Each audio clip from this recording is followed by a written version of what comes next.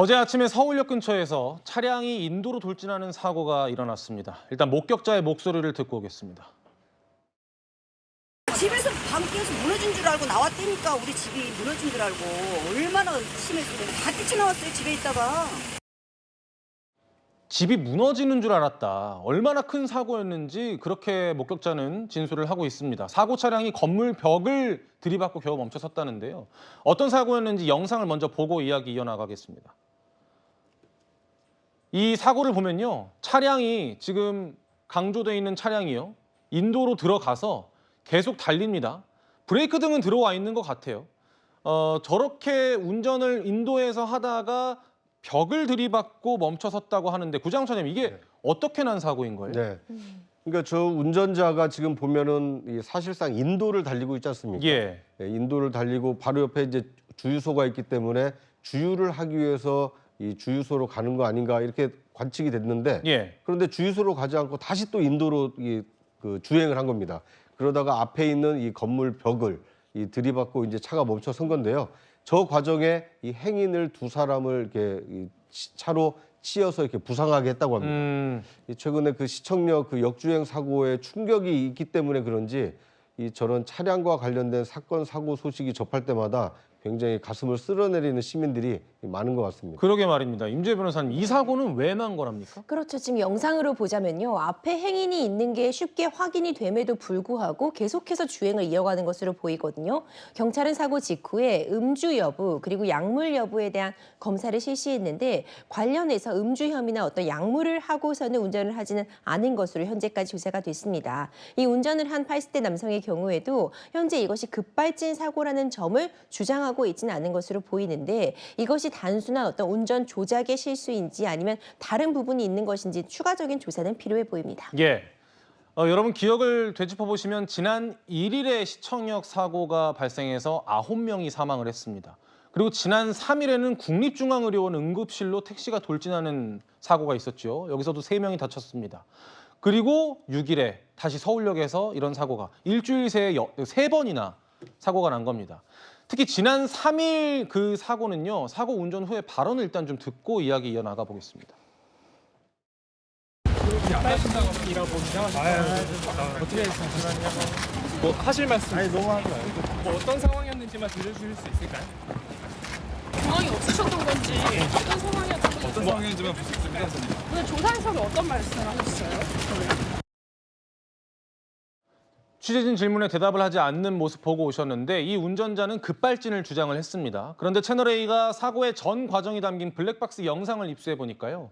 급발진이라고 하는 택시 운전자의 주장과는 다소 배치되는 정황이 발견됐습니다. 이 영상 보시면요. 저 차량이 응급실 쪽으로 방향을 틀고 들어가는데 자세히 보시면요. 브레이크 등이 켜지지 않은 모습이 확인됐다라는 겁니다. 장윤미 변호사님, 이게 어떤 의미죠? 왜냐하면 본인은 급발진 사고였다는 주장을 하고 있기 때문에 브레이크 등 같은 경우에는 상당히 급발진 사고였는지 여부를 가릴 수 있는 하나의 유력한 정황입니다. 하지만 본인이 구급차를 일단 후진을 하다가 들이받았을 때에는요. 브레이크 등이 켜지지 않은 것으로 봐서 주행을 그대로 하고 있던 시점으로 보이고요. 예. 그 이후에도 그냥 앞으로 주행을 하다가 여러 행인을 쳤기 때문에 한 남성 같은 경우에는 가까스로 그 충돌을 모면하고서는 굉장히 항의하는 취지로 이 택시를 걷어차는 그런 영상까지도 담겨 있는데 아무래도 본인이 주장하는 급발진과는 거리가 먼 영상으로 지금 화제가 되고 있습니다.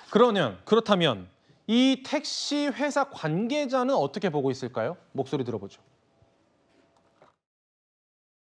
운전자분은 급발진 쪽은 뭐 주장하셨다고 하시는데 회사 쪽에서 어떻게 보고 계세요? 그건 전혀 아니고. 회사 관계자도 급발진 주장에 대해서는 부정적인 입장입니다. 그런데요. 임재 변호사님. 네. 이 사고 직후 운전자 마약 간이 검사가 양성이 나왔다고요? 그렇죠. 간이 검사입니다. 어디까지 정밀 검사가 의뢰된 건 아직 결과가 나오지 않았고 일단 간이 시약 검사를 해보니까 모르핀 반응에서 이제 양성 반응이 나오게 된 겁니다. 근데 모르핀이라는 것이 사실상 의료용으로는 사용할 수 있는 굉장히 강력한 진통제라고 볼 수 있는데요. 이 부분이 양성이 나왔다는 것 그리고 이제 지금 가해 차량 운전자가 본인이 평소에도 지병을 앓고 있기 때문에 여러 약물을 복용하고 있다 이렇게 진술하고 있는 만큼 이것이 반드시 금지된 어떤 마약류를 해야지만 간이 시약 검사에서 양성이 나오는 것이 아니라 다량의 감기약을 보유한다거나 아니면 치료를 위해서 일종의 그런 진통제라든가 마취제를 정당하게 쓴 경우에도 간이 시약 검사에서 양성이 나올 수는 있거든요. 예. 그렇기 때문에 정밀한 그 결과를 기다려 봐야겠지만 일단 중요한 부분은 다량의 감기약을 복용을 했거나 아니면 진통제나 마취제를 이제 투약받은 직후에 운전을 하는 것 자체도 굉장히 위험한 행동이라고 볼 수 있기 때문에 예. 좀 더 제도적으로도 어떤 기준을 만들어서 어떤 약물 복용이라든가 치료 직후에 운전대를 잡지 못하도록 하는 그런 부분도 제도적인 마련이 좀 절실해 보입니다. 물론 이 사고 역시 급발진이었는지 아니었는지 아직 판단이 내려진 건 아닙니다. 지난 1일에 있었던 시청역 사고도 그렇고요. 국립중앙의료원 돌진 사고도 그렇고요. 어제 있었던 서울역 사고도 어느 하나 결정적으로 단언할 수 있는 상황은 아닙니다. 경찰 수사를 더 지켜봐야 하는데 다만 이 택시기사의 경우에는 마약 간이 양성이 나왔다. 이 부분을 전해드린 거고요. 사실 이 급발진 의심 사고는 항상 나올 때마다 운전자들을 두려움에 떨게 하는데 지난해 사건을 한번 돌이켜보면요. 지난해 급발진 주장했던 택시기사가 한 분 더 계셨습니다. 그런데 블랙박스를 보니까 정반대의 결과가 나온 경우도 있었다고 합니다. 먼저 차량 전문가의 이야기를 듣고 이야기 이어나가겠습니다.